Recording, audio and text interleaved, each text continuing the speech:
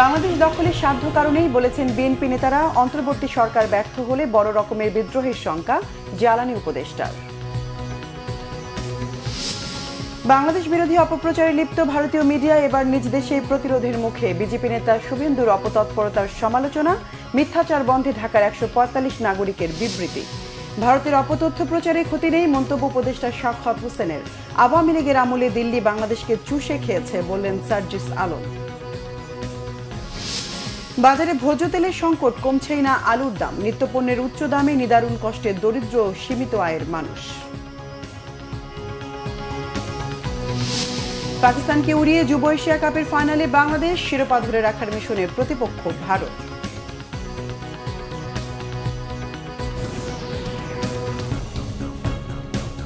দেখছিলেন crown cement সংবাদ শিরোনাম।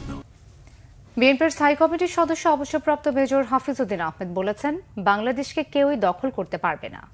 এদিকে স্থায়ী কমিটির অপর সদস্য ডক্টর খন্দকার মোশাররফ হোসেনের অভিযোগ, অন্তর্বর্তীকালীন সরকারকে ব্যর্থ করার ষড়যন্ত্র চলছে। সেই সাথে চলছে দেশি বিদেশি নানা ধরনের অপপ্রচার। বলেন, দেশের স্বার্থে ঐক্যবদ্ধ থাকার পক্ষে বিএনপি। রিপোর্ট ইমরুল কায়েসের। ৬ ডিসেম্বর স্বৈরাচার এরশাদ পতন দিবস উপলক্ষে ৯০-এর ডাকসু ও সর্বদলীয় ছাত্র ঐক্যের আলোচনা সভায় ডক্টর খন্দকার মোশাররফ হোসেন বলেন, পতিত সরকার দেশের সব প্রতিষ্ঠান ধ্বংস করে গেছে, পরাজিত হয়ে এখন ষড়যন্ত্রে মেতেছে। সংকট তৈরির আগেই নির্বাচনী রোডম্যাপ ঘোষণার আহ্বান জানান বিএনপির নেতা। এদেশের মানুষ প্রমাণ করেছে তারা সরকার প্রতিষ্ঠা করতে পারে, সরকারকে বিদায় করতে পারে। ভোটের মাধ্যমে পারে, ভোটের মাধ্যমে না পারলে এই ৫ই আগস্টের মাধ্যমে পারে। জনগণের উপরে আমাদের সকল আস্থা রেখে আমাদেরকে ঐক্যবদ্ধভাবে অগ্রসর হওয়ার জন্য, ঐক্যবদ্ধভাবে আমাদের এই যে সরকার যে সংস্কারগুলো করতে চাচ্ছে সেগুলো দ্রুত শেষ করে আমাদেরকে নির্বাচনের দিকে যেতে হবে এবং যত দ্রুত দেশে নির্বাচন হয় জনগণ ঠিক করবে আগামী বাংলাদেশ কীভাবে চলবে। এদিকে অবসরপ্রাপ্ত মেজর হাফিজউদ্দিন আহমেদ বলেন, আওয়ামী লীগকে বন্ধু বানাতে গিয়ে ভারত বাংলাদেশকে শত্রু বানিয়ে ফেলেছে। জনগণের সাথে বন্ধুত্ব চায় না। এই ধরনের একটা দল যারা লুটপাট চোরের দল, চোরতন্ত্র প্রতিষ্ঠা করেছে বাংলাদেশে, তাদের সাথে তারা বন্ধুত্ব করতে গিয়েছে। অথচ ভারত আর Bangladesh we could have been good friends. আমরা যুদ্ধ করেছি, ৭১ সালে সাহায্য করেছে, আমি তো কৃতজ্ঞ সেই জন্যে। কিন্তু এই যে অ্যাডভান্টেজ নিতে চায় বন্ধুর, যার জন্য এই যে চতুর্পাশে প্রত্যেকটা দেশ ভারতের বিরুদ্ধে চলে গিয়েছে। ভারত কেন, আমেরিকাও এসে কোনোদিন বাংলাদেশ দখল করতে পারবে না। You can come and try. ২৭ বছর বয়সে একটা মুক্তিযুদ্ধ করেছি, ৮১ বছর বয়সে আরেকটা করবো ইনশাল্লাহ। বাংলাদেশকে দখল করতে পারবে না, আমাদের তো ইয়াং ফোর্স আছে। জাতীয় প্রেস ক্লাবে শুক্রবার বিকেলে এক অনুষ্ঠানে এসব কথা বলেন বীর মুক্তিযোদ্ধা অবসরপ্রাপ্ত মেজর হাফিজউদ্দিন আহমেদ। কয়েকজন রাজনৈতিক নেতা বিভিন্ন দেশে। ইমরুল কায়েস, বাংলা ভিশন, ঢাকা। অন্তর্বর্তী সরকার ব্যর্থ হলে অনেক বড় বিদ্রোহ হবে বলে মন্তব্য করেছেন বিদ্যুৎ ও জ্বালানি উপদেষ্টা মোহাম্মদ ফাউজুল কবির খান। সাউথ ইস্ট বিশ্ববিদ্যালয়ে এইচআর কনভেনশনে তিনি কথা বলেন। জ্বালানি উপদেষ্টা বলেন, অনেকেই মনে করেন এটা ওয়ান টাইম এপিসোড, কিন্তু ওয়ান টাইম এপিসোড না। মানুষের মধ্যে এখনো পূর্ণমাত্রায় ক্ষোভ রয়েছে। তিনি বলেন, পাবলিক সেক্টরে দুর্নীতি ও অনিয়মের জন্য সাধারণত রাজনীতিবিদদেরকেই দোষ দেয়া হয়, কিন্তু তারা কাদের সহায়তায় করে? ব্যাংকগুলো যে ফাঁকা করেছে, এগুলো কি রাজনীতিবিদরা ভল্ট খুলে নিয়ে গেছে? বিদেশে পাচার করেছে? এগুলোর সহযোগী কারা? এমন প্রশ্নও রাখেন তিনি। বিদ্যুৎ ও জ্বালানি উপদেষ্টা বলেন, বড় প্রকল্প নেয়ার আগে সেখান থেকে রাজস্ব কতটা আসবে তা বিবেচনা করা উচিত। পদ্মা সেতু ও কর্ণফুলী টানেলে বাস্তবতা বিবেচনা করা হয়নি বলে অপচয় হচ্ছে বলেও মন্তব্য করেন ফাউজুল কবির খান। এইবার যদি আমরা ফেল করি তাহলে কিন্তু আরো অনেক বড় বিদ্রোহ হবে। অনেকে মনে করে এটা একটা ওয়ান টাইম এপিসোড, এটা কিন্তু ওয়ান টাইম এপিসোড না। আমি গ্রামে যাই, ফিল্ডে যাই, জেলা শহরে যাই, ওখানে মানুষের আমি এটা বুঝতে পারি, মানুষের মধ্যে কিন্তু ক্ষোভ এখনো পূর্ণ মাত্রায় বিদ্যমান। ছাত্ররা এসে যদি আমাদের এই অবস্থা হয়, যদি কালকে কৃষক মাঠে নামে, যদি কালকে শ্রমিক মাঠে নামে, আপনি কোথায় দাঁড়াবো? আমরা যদি না পারি, আমাদের যেটা ভয় সেটা হচ্ছে যে সামনে হয়তো ওরা আমাদের বাসাবাড়ির পেছনে আসবে। আমরা যারা ফেল করতেছি তাদের বাসাবাড়ির পেছনে আসবে। এবার নিজ দেশে প্রতিরোধের মুখে ভারতের মিডিয়া ও কিছু রাজনৈতিক নেতার বাংলাদেশ বিরোধী কর্মকাণ্ড।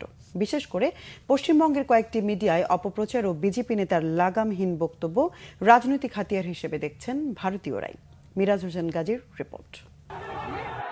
চট্টগ্রাম আদালতের পাশে রঙ্গম কনভেনশন হলের গলিতে আইনজীবী সাইফুল ইসলাম আলিফকে কুপিয়ে ও পিটিয়ে হত্যার এই দৃশ্য ২৬ নভেম্বরের। রাষ্ট্রদ্রোহের মামলায় ইসকনের বহিষ্কৃত নেতা চিন্ময় কৃষ্ণ দাসের আদালতে হাজিরাকে কেন্দ্র করে পুলিশের সঙ্গে তার অনুসারীদের সংঘর্ষের জেরে হামলার শিকার হন আইনজীবী আলিফ। সিসি ক্যামেরার ফুটেজ ও স্থানীয়দের ধারণ করা ভিডিও বিশ্লেষণে দুজনের পরিচয় আগেই শনাক্ত করা হয়। পুলিশের তথ্য অনুযায়ী কমলা টি শার্ট ও সিলভার হেলমেট পরে ধারালো অস্ত্র দিয়ে এলোপাথারি কোপানো যুবকের নাম চন্দন, আর নীল রঙের টি শার্ট ও লাল হেলমেট পরে হত্যাকাণ্ডে অংশ নেয়া যুবক রিপন দাস। ওই দুজন সহ এই হত্যা মামলায় আসামি ৩১ জন। বৃহস্পতিবার গ্রেপ্তার করা হয় হত্যাকাণ্ডে অংশ নেয়া এই দুজনকে। ঝাড়ু নিয়ে সিটি কেন্দ্রে কাপড় নিয়ে বার হয়েছে, ধরাই না আমাকে এক বোতল মদ খাওয়াই দিয়েছে, তুমি মারেন। আপনার পরিচয়টা দেন। চন্দন, চট্টগ্রাম। আইনজীবী আলিফ হত্যায় অংশ নেয়া বেশিরভাগ আসামি পাশের সেবক কলোনি বা সুইপার কলোনির বাসিন্দা বলে জানিয়েছেন চট্টগ্রামের পুলিশ কমিশনার। হরিজন পল্লী থেকেই ম্যাক্সিমাম বেশিরভাগই, যে সেখান থেকে 7 জনকে অ্যারেস্ট করা হয়েছে হত্যাকাণ্ডে সরাসরি জড়িত থাকার সন্দেহে। অন্যদিকে আইনজীবী আলিফ হত্যাকাণ্ড পরবর্তী পরিস্থিতিতে ইসকনের মন্দিরগুলোতে জোরদার করা হয় নিরাপত্তা। এমন পরিস্থিতিতে ভারতের কিছু মিডিয়ায় বাংলাদেশে সাম্প্রদায়িক সহিংসতার অভিযোগ তুলে লাগাতার ভুল তথ্য প্রচার করছে। আর পশ্চিমবঙ্গের বিজেপি নেতা শুভেন্দু অধিকারীর মন্তব্য পরিস্থিতি ঘোলাটে করে তোলে। আর মিনমিন চ্যানেলগুলোকে বাধ্য করুন। মেয়েরা শাখা পলা পড়তে পারছে না, চিন্ময় প্রভু লয়ার পাচ্ছে না, মাথার সিঁদুর দেওয়া যাচ্ছে না। না দিলে বাংলাদেশ ডেপুটি হাই কমিশনেও বিক্ষোভ হবে। পশ্চিমবঙ্গের কয়েকটি জায়গায় বিক্ষোভ হয়। উগ্রবাদীদের হামলা ভাঙচুরের শিকার হয় আগরতলায় বাংলাদেশের সহকারী হাই কমিশন। এ অবস্থায় নিজ দেশেই প্রতিবাদের মুখে পড়ছেন শুভেন্দু অধিকারী। প্রতিবাদ করেন তৃণমূল কংগ্রেসের মুখপাত্র কুণাল ঘোষ। মানুষের আবেগকে নিয়ে, উদ্বেগকে নিয়ে দলীয় রাজনীতিতে কনভার্ট করার খেলা খেলছে, এটা হতে পারে না, এটা নিন্দনীয়। এটা তো গুন্ডাগর্দি করে রাস্তায় লোক জমা করে করতে দেবো না, এটা তো কোনো কাজের কথা হতে পারে না। বাংলাদেশে কিছু লোকের বিরুদ্ধে খারাপ কাজ করার অভিযোগ আছে, তার মানে গোটা বাংলাদেশটা খারাপ, এটা কি করে হবে? ডাক্তার বাবু অনেকেই সোশ্যাল মিডিয়ায় বলছেন আগে দেশ পরে রোজগার, এই বাংলাদেশের রোগী দেখব না। আমি এই ডাক্তার বাবুদের হ্যাটস অফ করি। বাংলাদেশিদের চিকিৎসা বন্ধের ঘোষণা দিয়ে কলকাতার ডাক্তারদের তোপের মুখে পড়েছেন শুভেন্দু অধিকারী। অনেক হসপিটাল কিন্তু খালি যাচ্ছে due to lack of Bangladesh patient. কয়েকটা হসপিটালের নাম আমি বলবো না, কাবিনে দিয়েছে যে 30% রোগী কমে গেছে due to non entrance of the Bangladesh. ভারতের চিকিৎসার জন্য আগত ব্যক্তিদের জন্য বিশেষ সুযোগ সুবিধা ঘোষণা করেছে। তাদের বিলের মূল অংশে 10% ছাড় দেওয়া হবে। এসব নিয়ে ভারতের সাধারণ নাগরিকদের মধ্যেও সংশয় দেখা দিয়েছে। তারাও ক্ষোভ প্রকাশ করছেন মিডিয়ার সামনে। শুভেন্দু অধিকারী এখানে নাটকবাজি না করে উনার যে সরকার, কেন্দ্রীয় সরকার, সেখানে বিষয়টা উত্থাপন করতে পারেন। শুভেন্দু বাবু পশ্চিমবাংলার হাওয়া গরম করতে নেমেছেন হিন্দু ধর্মের উস্কানি দিয়ে ভোট রাজনীতি শক্ত করবার জন্য। এই কারণে শুভেন্দু বাবু লাফালাফি করছে। এদিকে বাংলাদেশে সংখ্যালঘু নির্যাতনের ভুয়া খবর ও ভিন্ন ঘটনাকে হিন্দু নির্যাতন হিসেবে দেখানো, আগস্টেই মিথ্যা প্রমাণিত হয়েছে এমন ভিডিও এখনো প্রচার করছে ভারতের কিছু গণমাধ্যম। আর সেসব ফেসবুকে পোস্ট ও শেয়ার করছেন বাংলাদেশের অনেকে। সেই ফেসবুক পেজ ও গ্রুপ পর্যবেক্ষণে দেখা যায় অপপ্রচার চালানো বেশিরভাগই বাংলাদেশের ক্ষমতাচ্যুত দল আওয়ামী লীগের সমর্থক। অনেকেই আওয়ামী লীগের বিভিন্ন সহযোগী ও ভাতৃপ্রতিম সংগঠনের পদধারী নেতাও। মিরাজ হোসেন গাজী, বাংলা ভিশন, ঢাকা।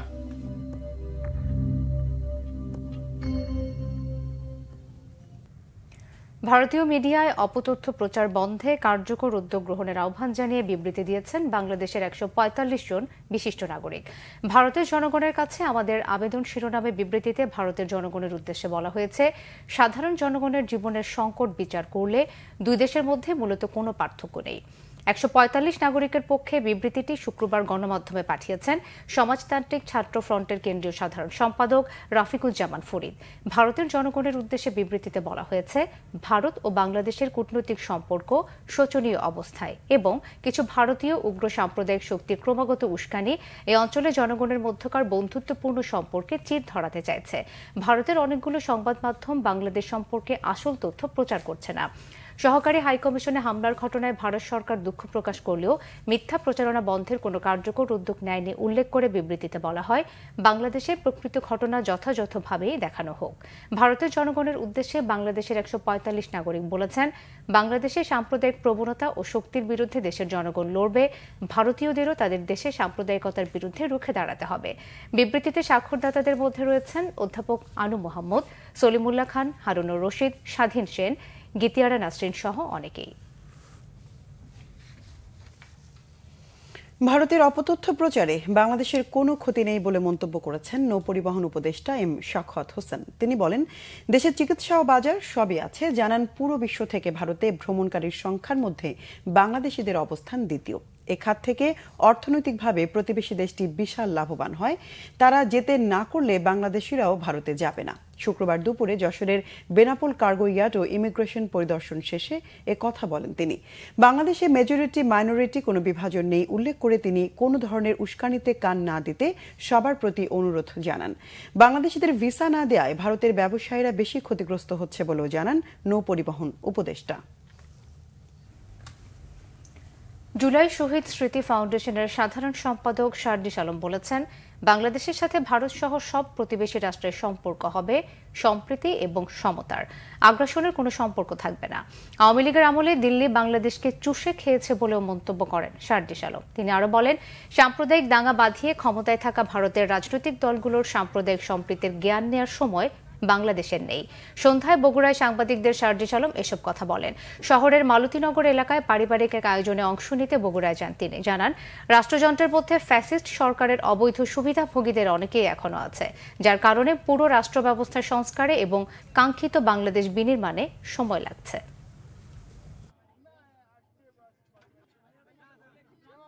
শুধু ভারত নয়, পৃথিবীর যে কোনো দেশের সাথে আমাদের সম্পর্ক হবে সম্মানের, সমতার। কোনো ডমিনেন্সের সম্পর্ক, কোনো দাসত্বের সম্পর্ক বাংলাদেশের মানুষ আর কোনোদিন মেনে নিবে না। এটা যারাই করার চেষ্টা করেছে তাদের পরিণতি কি হয়েছে পুরো বাংলাদেশ দেখেছে, পুরো বিশ্ব দেখেছে। আমরা আমাদের জায়গা থেকে ভারতকে প্রতিবেশী দেশ হিসেবে স্পষ্ট করে বলি, ভারতের সাথে আমাদের সম্পর্ক প্রতিবেশী দেশের মতো হবে নাকি সম্পর্ক অন্য কোনো পর্যায়ের তিক্ততার হবে, সেটা ভারতই নির্ধারণ করবে তাদের কাজের মাধ্যমে। চট্টগ্রামে আইনজীবী সাইফুল ইসলাম আলিফ হত্যা মামলার প্রধান আসামি চন্দন দাসের 7 দিন ও অপর আসামি রিপন দাসের 5 দিনের রিমান্ড মঞ্জুর করেছেন আদালত। শুক্রবার বিকেলে চট্টগ্রাম মেট্রোপলিটন ম্যাজিস্ট্রেট কাজী শরীফুল ইসলামের আদালতে পুলিশ দুজনের 10 দিন করে রিমান্ড আবেদন করে।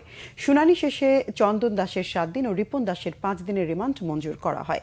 এর আগে কড়া নিরাপত্তায় তাদের আদালতে হাজির করা হয়। বুধবার দিবাগত রাতে ভৈরব রেল স্টেশন থেকে চন্দন দাসকে গ্রেফতার করে পুলিশ। বৃহস্পতিবার সন্ধ্যায় চন্দনকে চট্টগ্রামে নেওয়া হয়। এই হত্যাকাণ্ডের অপর আসামি রিপন দাসকে চট্টগ্রামের আনোয়ারা উপজেলা থেকে বৃহস্পতিবার সন্ধ্যায় গ্রেফতার করে পুলিশ।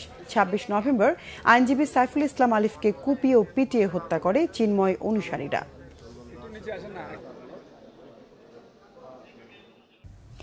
ইসলামী আন্দোলন বাংলাদেশের নায়েবে আমির মুফতি সৈয়দ মোহাম্মদ ফয়জুল করিম বলেছেন, বাংলাদেশকে নিয়ে কোনো ষড়যন্ত্র করলে দেশের মানুষ সেই বিষ দাঁত ভেঙে দেওয়ার জন্য প্রস্তুত। সহরাওয়ার্দী উদ্যানে ইসলামী আন্দোলনের কেন্দ্রীয় সম্মেলনে তিনি এসব কথা বলেন। ফয়জুল করিম বলেন, শত শত মায়ের বুক খালি করা খুনি হাসিনাকে ভারত আশ্রয় দিয়েছে। ভারত বন্ধু রাষ্ট্র বললেও এখনো তারা বন্ধুর কোনো পরিচয় দিতে পারেনি বলেও মন্তব্য করেন তিনি। দেশে একটি কঠিন অবস্থা বিরাজ করছে, অস্থিতিশীল করার জন্য নানামুখী ষড়যন্ত্র চলছে। এই ষড়যন্ত্র বন্ধে জাতীয় ঐক্য গড়ে তোলার উপর জোর দেন তিনি। ফয়জুল করিম আরও বলেন, জাতীয় ঐক্যের বিকল্প নেই। দেশকে স্থিতিশীল রাখতে সবাইকে একযোগে কাজ করে যেতে হবে।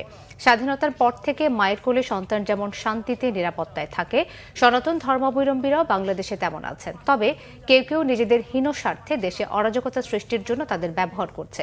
এ ব্যাপারে সতর্ক থাকার আহ্বান জানান ইসলামী আন্দোলন বাংলাদেশের নায়েবে আমির। আজকে ভারতের একদল দালালরা আমাদের দেশকে অস্থিতিশীল করার চক্রান্ত করতেছে। আমি বলবো, ইসকন এটা হিন্দুদের কোনো সংগঠন নয়, এটা সন্ত্রাসীদের সংগঠন, এটা টেররিস্টদের সংগঠন, এরা সন্ত্রাসবাদ কায়েম করতে চায়, এদেশকে ধ্বংস করতে চায়, এই ভূখণ্ডকে ধ্বংস করতে চায়। আমি অন্তর্বর্তী সরকারকে বলবো ইসকনকে নিষিদ্ধ করুন। আমরা চাই পার্শ্ববর্তী প্রত্যেকটা কান্ট্রির সাথে ভালো ব্যবহার করতে, ভালো সম্পর্ক রাখতে, কিন্তু কেউ যদি আমাদের আঙ্গুল তুলে ওই আঙ্গুল হাতে রাখা হবে না। বাংলাদেশের মানুষ কোনোদিন ভয় পায় নাই, কোনোদিন তারা পিছনে হটে নাই, হটবে না, বুক পাতবে, পিঠ দেখাবে না, রাজপথে রক্ত ঢেলে দিবে, কিন্তু কোনো অবস্থাতেই মাথা নত করবে না। ভারতে বাংলাদেশের সহকারী হাইকমিশনে হামলা, দেশটিতে বাংলাদেশ বিরোধী প্রোপাগান্ডা এবং ভারতে সংখ্যালঘু নির্যাতনের প্রতিবাদে ঢাকায় ভারতীয় হাইকমিশনে স্মারকলিপি দিয়েছে ইনকিলাব মঞ্চ। দুপুরে গুলশান ২ নম্বর গোলচক্কর থেকে ভারতের সাম্প্রদায়িক আচরণের প্রতিবাদে র্যালি বের করে ইনকিলাব মঞ্চ নামে একটি সংগঠন। শান্তিপূর্ণ র্যালিটি ভারতীয় হাইকমিশনে যেতে চাইলে গুলশান ২ নম্বর গোলচক্কর পার হতেই পুলিশ আটকে দেয়। পরে পুলিশের মধ্যস্থতায় ইনকিলাব মঞ্চের ৩ জন সদস্য ভারতীয় হাইকমিশনে স্মারকলিপি পৌঁছে দেয়।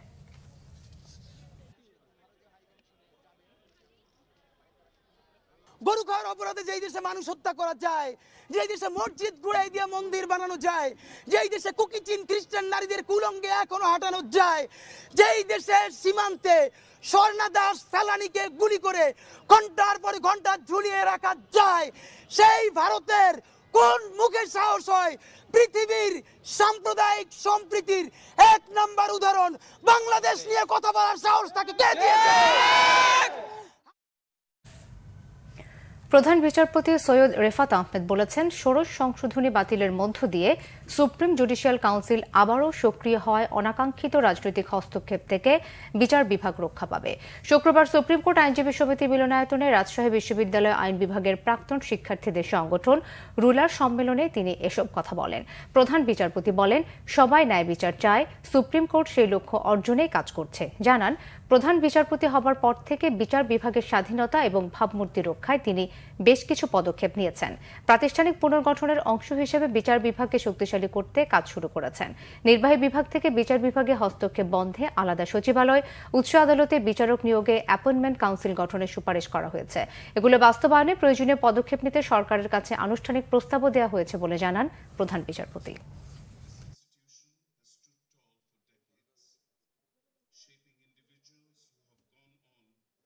In reinforcing the judiciary's independence from the legislative branch, we have restored and strengthened the Supreme Judicial Council following the disposal of the 16th Amendment review case. The revival of the Supreme Judicial Council as of October 20th has since seen to its effective operation in its fully mandated constitutional capacity. This pivotal move effectively eliminates the provision for Parliament to impeach Supreme Court judges, ensuring that the judiciary remains free from undue political influence. খাদ্যমূল্যস্ফীতি বেড়েছে 13.80%। বাজারে নিত্য পণ্যের ঊর্ধ্বগতির কারণে বড় ধরনের ভোগান্তিতে দরিদ্র সীমিত আয়ের মানুষ।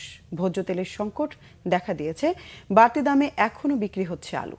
দাম বৃদ্ধির নেপথ্যে ব্যবসায়ী সিন্ডিকেটকে দায়ী করছেন অর্থনীতিবিদরা। বড় ব্যবসায়ীদের লাইসেন্স বাতিলের মতো শাস্তি দিলে বাজার নিয়ন্ত্রণে আসবে বলে মত তাদের। আরও জানাচ্ছেন দীপন দেওয়ান। হঠাৎ করেই রাজধানীর বাজারে চলছে ভোজ্য তেলের সংকট। খুচরা বাজারে চাহিদার তুলনায় যোগান একদম তলানিতে। এ কারণে ক্রেতারা তেল কিনতে গিয়ে পড়েছেন বিপাকে, বাধ্য হয়ে কিনতে হচ্ছে বাড়তি দামে। 2 লিটারই তেলের বোতল 2 লিটারে 20 টাকা বেরিয়ে গেছে। গরিব মানুষ খাবে কেমনে? 15 দিন ধরে কম আসতো, এখন মোটেই আসে না তেল। এই কারণে খুবই সংকটে বর্তমানে। বাংলাদেশ পরিসংখ্যান ব্যুরো বিবিএস এর তথ্য মতে গত বছরের নভেম্বরে 100 টাকায় যে পণ্য কেনা যেত, চলতি বছরের নভেম্বরে একই পরিমাণ পণ্য কিনতে একজন ভোক্তাকে 111 টাকা 38 পয়সা খরচ করতে হয়েছে। গ্রামের তুলনায় খাবার কিনতে বেশি অর্থ ব্যয় করতে হচ্ছে শহরের মানুষকে। শীতকালীন সবজির সরবরাহ বাড়লেও দাম কমছে না। 80 টাকা 90 টাকা 1 কেজি আলু যদি কিনে খায় তা অন্যান্য আইটেম তো রয়েছে। 25-30 টাকা কেজি থাকা উচিত ছিল না, সে তুলনায় আমাদের মতো মধ্যবিত্ত মানুষ তো অনেক কষ্ট হয়ে যায়। আলু নিয়ে যে কোনো বাজার সবজি নিয়ে ঠিক আছে, 500 টাকা নিলে মানে 100 টাকা নিয়েও বাড়া যাইতে পারে না, 50 টাকা নিয়ে বাড়া যাইতে পারে না। সরকার খাদ্যপণ্যের আমদানি শুল্ক কমালেও বাজারে নেই তার প্রভাব। অর্থনীতিবিদরা বলছেন মূল্যস্ফীতির হ্রাস টেনে ধরতে সরকারকে বড় বড় ব্যবসায়ীদের সিন্ডিকেট ভাঙতে হবে, না হলে বাজারে সুফল মিলবে না। বড় ব্যবসায়ী তারা পুরো সাপ্লাইটাকে কন্ট্রোল করে ফেলেছেন এবং তাদের মধ্যে সিন্ডিকেট তৈরি হয়েছে। বিশেষ করে আলুর ক্ষেত্রে একটা বড় সিন্ডিকেট হয়েছে, যেটা আমরা কখনোই দেখিনি। ভোজ্য তেলের ক্ষেত্রে আমি মনে করি শাস্তিমূলক ব্যবস্থা গ্রহণ করাটা অত্যন্ত জরুরি। তার কারণ এর আগেও কিন্তু এই ঘটনাটাই ঘটেছিল এবং তারা কি করেছিল, কালেকটিভ বার্গেনিং করে তখন কিন্তু দামটা বাড়িয়ে নিয়েছিল। তারপরে যেদিন দাম বাড়ানো হলো সাথে সাথে বাজারে পণ্য চলে এলো। কোথা থেকে এলো? তার মানে এরা অবৈধভাবে মজুত করে রাখছে। তো এই শাস্তির ব্যবস্থা যদি আমরা করতে না পারি, এই যে তারা কিন্তু তাদের পেশি শক্তিটা দেখাবে। নিম্নবিত্ত ও মধ্যবিত্ত শ্রেণীর প্রয়োজনীয় ভোগ্যপণ্যের দাম নিয়ন্ত্রণে সরকারকে আরো কঠোর হতে হবে বলেও মনে করেন এই অর্থনীতিবিদ। লাইসেন্স পার্মানেন্টলি ক্যান্সেল করে ফেলতে হবে। দীপন দেওয়ান, বাংলা ভিশন, ঢাকা। খেলার খবর, অনূর্ধ্ব-19 এশিয়া কাপ শিরোপা ধরে রাখার মিশন থেকে এক ম্যাচ দূরে বাংলাদেশ। যুব এশিয়া কাপের সেমিফাইনালে পাকিস্তানকে 7 উইকেটে হারিয়েছে ইয়াং টাইগাররা। ফাইনালে তাদের প্রতিপক্ষ ভারত। দুবাই যুব এশিয়া কাপের প্রথম সেমিফাইনালে মুখোমুখি হয় বাংলাদেশ ও পাকিস্তান। টস হেরে আগে ব্যাট করতে নেমে 37 ওভারে সবকটি উইকেট হারিয়ে 116 রানের বেশি করতে পারেনি পাকিস্তান অনূর্ধ্ব-19 দল। দলের হয়ে সর্বোচ্চ 32 রান করেছেন ফরহান ইউসুফ। বাংলাদেশের হয়ে 24 রানে 4 উইকেটে শিকার করেছেন ইমন। পাকিস্তান শুরু থেকে বাংলাদেশের পেসে ভুগেছে। নতুন বলে দুর্দান্ত বোলিং করেছে ইমন মারুফ জুটি। মারুফ নিয়েছেন 2টি উইকেট। ছোট লক্ষ্য তাড়ায় যুব টাইগাররা দেখে শুনে শুরুর পর স্ট্রাইক রেট বাড়িয়েছেন প্রয়োজন মতো। মাত্র 39 বলে ব্যক্তিগত 50 তুলে নিয়েছেন গ্রুপ পর্বে একটি করে সেঞ্চুরি ও হাফ সেঞ্চুরি করা অধিনায়ক আজিজুল হাকিম তামিম। ফলে বাংলাদেশ ও ওয়ানডে ফরম্যাটের ম্যাচটি মাত্র 22.1 ওভারে জিতেছে। ফাইনালে বাংলাদেশের যুবাদের প্রতিপক্ষ ভারত। শারজায় দ্বিতীয় সেমিফাইনালে ভারতের যুবারা 7 উইকেটে হারিয়েছে শ্রীলঙ্কাকে।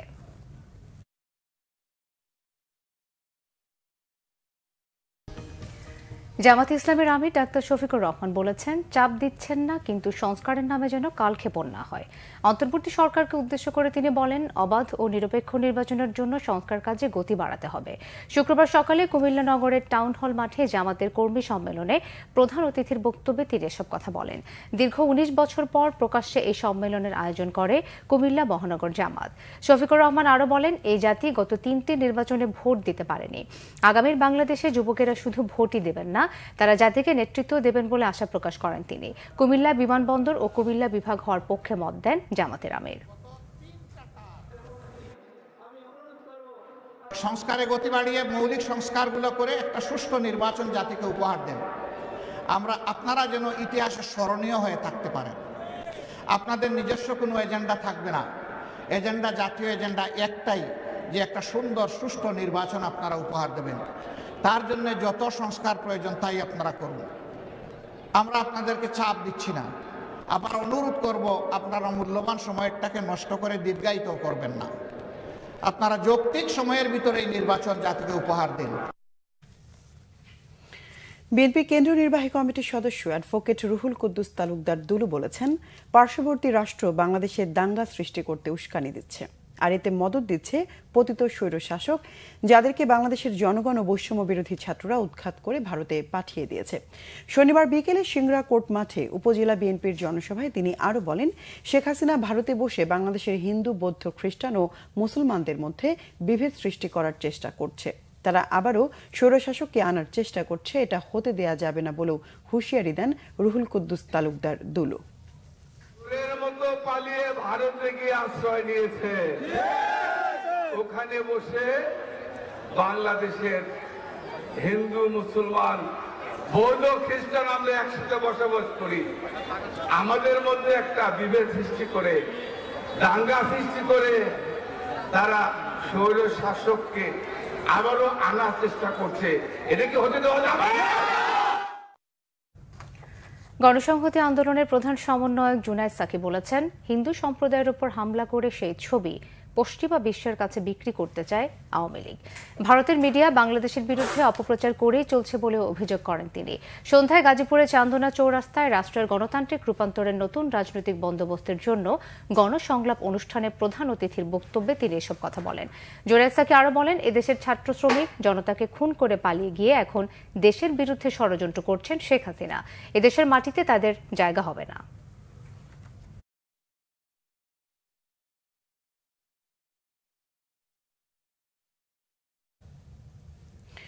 পঞ্চগড়ের সদরে ভারতীয় সীমান্তরক্ষী বাহিনী বিএসএফ এর গুলিতে বাংলাদেশের মৃত্যু হয়েছে। ভোরে উপজেলার হাড়িভাষা ইউনিয়নের মোমিনপাড়া ও ভারতের সিংড়াপাড়া সীমান্তের মেইন পিলারের কাছে এই হত্যাকাণ্ড হয়। নিহত আনোয়ার হোসেনের বাড়ি তেতুলিয়া উপজেলার দেবনগর ইউনিয়নের দেবনগর এলাকায়। নীলফামারী 56 বিজিবি ব্যাটালিয়ন সূত্রে জানা গেছে, শুক্রবার রাতে কয়েকজন বাংলাদেশি ভারতে গরু আনতে যান। পরে ভোরের দিকে গরু নিয়ে ফেরার পথে ভারতীয় সীমান্তরক্ষী বাহিনী বিএসএফ 93 ব্যাটালিয়নের চানাকিয়া ক্যাম্পের সদস্যদের গুলিতে ঘটনাস্থলেই নিহত হন আনোয়ার। বিএসএফ সদস্যরা তার লাশ নিয়ে গেলেও পরে ফেরত দেয়। খাগড়াছড়ির পৌর শহরে ছুরিকাঘাতে চুমকি দাস হত্যার ঘটনায় মামলা হয়েছে। গ্রেফতার করা হয়েছে রাসেল নামে একজনকে। চুমকি দাসের স্বামী তপন কান্তি দাস সঙ্গতদের আসামি করে মামলা করেছেন। মামলায় প্রায় 2.5 লাখ টাকা মূল্যের স্বর্ণালংকার লুটের অভিযোগও করা হয়েছে। বৃহস্পতিবার রাত 8টায় খাগড়াছড়ি শহরের অপর্ণা চৌধুরী পাড়া এলাকায় দুর্বৃত্তরা ঘরে ঢুকে চুমকি দাসকে হত্যা করে। হত্যার মোটিভ উদ্ঘাটনে ও হত্যাকারীদের ধরতে অভিযান চালাচ্ছে পুলিশ।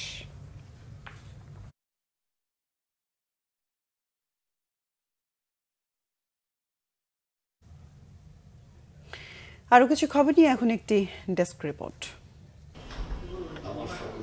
উদযাপন হচ্ছে ঢাকা বিশ্ববিদ্যালয়ের মার্কেটিং ডিপার্টমেন্টের সুবর্ণ জয়ন্তী। 7 থেকে 13 ডিসেম্বর পর্যন্ত 7 দিন ঢাকা বিশ্ববিদ্যালয় ক্যাম্পাসে চলবে এই উৎসব। জমকালো সব ইভেন্টের মাধ্যমে অনুষদের বর্তমান ও প্রাক্তন শিক্ষার্থীদের পুনর্মিলনের পাশাপাশি শিক্ষকদের সঙ্গে তাদের অর্জনগুলো উদযাপন করবে। উদ্বোধনী অনুষ্ঠানে প্রধান অতিথি ছিলেন অর্থ উপদেষ্টা মোহাম্মদ সালেউদ্দিন আহমেদ। কক্সবাজার সমুদ্র সৈকত ও শহর পরিষ্কার পরিচ্ছন্ন রাখা, ডেঙ্গু প্রতিরোধ এবং সিঙ্গেল ইউজ প্লাস্টিক ব্যবহার প্রতিরোধে 8 দিনের সচেতনতামূলক ক্যাম্পেইন শেষ হয়েছে। বিকালে বাংলাদেশ ট্যুরিজম বোর্ড ও কক্সবাজার জেলা প্রশাসনের যৌথ উদ্যোগে সমাপনী অনুষ্ঠানে প্রধান অতিথির বক্তব্য রাখেন বেসামরিক বিমান পরিবহন ও পর্যটন মন্ত্রণালয়ের উপদেষ্টা এএফ হাসান আরিফ। তিনি বলেন, সমুদ্র সৈকত ও শহরকে পরিষ্কার পরিচ্ছন্ন রেখে কক্সবাজারকে আন্তর্জাতিক পর্যটন নগরী হিসেবে গড়ে তোলা হবে।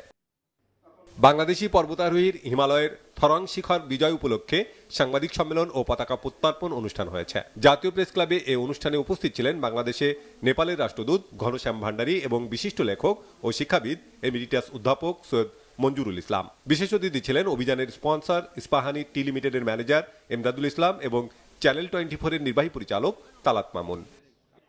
বেকার তরুণ প্রজন্মকে ব্যবসামুখী করার জন্য বিজনেস আলোচনা ও ফ্রাঞ্চাইজি ওপেনিং সেরিমনি করেছে retail fashion brand live shopping. এর মাধ্যমে তরুণ এবং প্রবাসী উদ্যোক্তারা লাইভ শপিং এর সাথে কোলাবোরেশনের মাধ্যমে নিজ নিজ এলাকায় লোকাল পার্টনার হিসেবে পণ্য নিয়ে ব্যবসা করার সুযোগ পাবে। লাইভ শপিং এর প্রতিষ্ঠাতা তরুণ ফ্যাশন ইনফ্লুয়েন্সার আশিক খান জানান, অডিয়েন্সের চাওয়াকে গুরুত্ব দেয় লাইভ শপিং। উপস্থিত ছিলেন তথ্য প্রযুক্তি লেখক রাহিতুল ইসলাম এবং রিটেল ক্লথিং ব্যবসা ও আরএমজি ইন্ডাস্ট্রির অন্যান্য ব্যক্তিবর্গ। 4 দিনব্যাপী ফেস্টিভ্যাল করেছে সাউথ এশিয়া বিশ্ববিদ্যালয়। এ উপলক্ষে র্যালি, মানববন্ধন, বিনামূল্যে চিকিৎসা সেবা ও সাংস্কৃতিক অনুষ্ঠান হয়। মানববন্ধনে বিশ্ববিদ্যালয়ের সামনে একটি ফুটওভার ব্রিজ নির্মাণের দাবির পাশাপাশি জুলাই বিপ্লবে আহতদের দ্রুত চিকিৎসার আহ্বান জানানো হয়। সমাপনী দিনে বিভিন্ন বিভাগের স্টল পরিদর্শন করেন বিশ্ববিদ্যালয়ের উপাচার্য। বরণ করে নেওয়া হয় নতুন শিক্ষার্থীদের। মনোমুগ্ধকর সাংস্কৃতিক অনুষ্ঠানের মধ্য দিয়ে শেষ হয় ফেস্টিভ্যাল। ভারতীয় গণমাধ্যমে বাংলাদেশ নিয়ে চালানো অপপ্রচার ঠেকাতে গণমাধ্যম কর্মীদের যার যার অবস্থানে থেকে জোরালো ভূমিকা রাখার আহ্বান জানিয়েছেন বাংলাদেশ সাংবাদিক কল্যাণ ট্রাস্টের ব্যবস্থাপনা পরিচালক মোহাম্মদ আব্দুল্লাহ। খুলনা সার্কিট হাউসের সম্মেলন কক্ষে অনুষ্ঠিত সভায় সভাপতিত্ব করেন খুলনার অতিরিক্ত জেলা ম্যাজিস্ট্রেট দীপঙ্কর দাস। অনুষ্ঠানে খুলনা, বাগেরহাট ও সাতক্ষীরার 13 জন গণমাধ্যম কর্মীর মাঝে 8 লাখ টাকার চেক বিতরণ করেন প্রধান অতিথি। চাঁপাইনবাবগঞ্জের চর বাগডাঙ্গা ইউনিয়ন বিএনপির ত্রিবার্ষিক সম্মেলন অনুষ্ঠিত হয়েছে। বিকালে চর বাগডাঙ্গা উচ্চ বিদ্যালয় মাঠে এতে প্রধান অতিথি ছিলেন জেলা বিএনপির আহ্বায়ক মোহাম্মদ গোলাম জাকারিয়া। বিশেষ অতিথি ছিলেন সদর উপজেলা বিএনপির আহ্বায়ক মোহাম্মদ আমিনুল ইসলাম ও সদস্য সচিব মোহাম্মদ জহুরুল হক বিশ্বাস বুলু। টাঙ্গাইলের মির্জাপুরে বিএনপির জনসমাবেশ অনুষ্ঠিত হয়েছে। গোড়াই ইউনিয়ন বিএনপির উদ্যোগে এ সমাবেশ হয়। এতে প্রধান অতিথি ছিলেন বিএনপির নির্বাহী কমিটির শিশু বিষয়ক সম্পাদক আবুল কালাম আজাদ। সভাপতিত্ব করেন গোড়াই ইউনিয়ন বিএনপির সভাপতি খন্দকার নুরুল ইসলাম নুরু। মুন্সিগঞ্জের টঙ্গিবাড়িতে শহীদ জিয়া স্মৃতি ফুটবল টুর্নামেন্টের ফাইনাল খেলা ও পুরস্কার বিতরণী অনুষ্ঠিত হয়েছে। বিকালে টঙ্গিবাড়ি উপজেলার ধীপুর ইউনিয়নের ব্রাহ্মণভিটা উচ্চ বিদ্যালয় মাঠে এতে প্রধান অতিথি ছিলেন বিএনপির যুগ্ম মহাসচিব অ্যাডভোকেট আব্দুস সালাম আজাদ। বিজয়ী খেলোয়াড়দের হাতে পুরস্কার তুলে দেন তিনি। খেলায় হাটকান স্পোর্টিং ক্লাব টাইব্রেকারে 2 গোলে হারায় সোনারং ক্লাবকে। বিজয় দিবস উপলক্ষে নরসিংদীর ঘোড়াদিয়া আমিরাবাদ যুব সমাজের উদ্যোগে গ্রাম বাংলার ঐতিহ্যবাহী হাডুডু খেলার ফাইনাল অনুষ্ঠিত হয়েছে। বিকালে সদর উপজেলার আমিরাবাদ এলাকায় এ খেলা উপভোগ করেন শত শত জনতা। উদ্বোধন করেন নরসিংদী জজ কোর্টের আইনজীবী আবু তালেব। প্রধান অতিথি ছিলেন চিনিশপুর ইউনিয়ন পরিষদের 8 নম্বর ওয়ার্ডের সাবেক সদস্য মোহাম্মদ জহিরুল ইসলাম জহির। খেলা শেষে বিজয়ী দলের মাঝে পুরস্কার বিতরণ করা হয়। Bangla vision news desk. সংবাদ শেষ করব ক্রাউন সিমেন্ট শিরোনামগুলো আরেকবার জানিয়ে। বাংলাদেশ দখলের সাধ্য কারণেই বলেছেন বিএনপি নেতারা, অন্তর্বর্তী সরকার ব্যর্থ হলে বড় রকমের বিদ্রোহের শঙ্কা জ্বালানি উপদেষ্টার। বাংলাদেশ বিরোধী অপপ্রচারে লিপ্ত ভারতীয় মিডিয়া এবার নিজ দেশেই প্রতিরোধের মুখে। বিজেপি নেতা শুভেন্দুর অপতৎপরতার সমালোচনা, মিথ্যাচার বন্ধে ঢাকার 145 নাগরিকের বিবৃতি। ভারতের অপতথ্য প্রচারে ক্ষতি নেই মন্তব্য উপদেষ্টা সাখাওয়াত হোসেনের। আওয়ামী লীগের আমলে দিল্লি বাংলাদেশকে চুষে খেয়েছে বললেন শারজিস আলম। বাজারে ভোজ্য তেলের সংকট, কমছেই না আলুর দাম। নিত্যপণ্যের উচ্চ দামে নিদারুণ কষ্টে দরিদ্র ও সীমিত আয়ের মানুষ।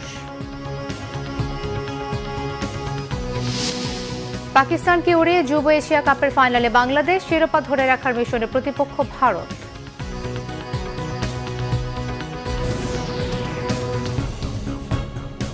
এই ছিল এখনকার মতো, পরের সংবাদ রাত 1টায় দেখার আমন্ত্রণ রইল। এছাড়া বাংলা ভিশন সংবাদ ও সংবাদ সংশ্লিষ্ট অনুষ্ঠান দেখতে ভিজিট করুন www.bvnews24.com ও facebook.com/banglavisionnews এবং সাবস্ক্রাইব করুন youtube.com/banglavisionnews। এতক্ষণ সঙ্গে থাকায় ধন্যবাদ সবাইকে। শুভরাত্রি।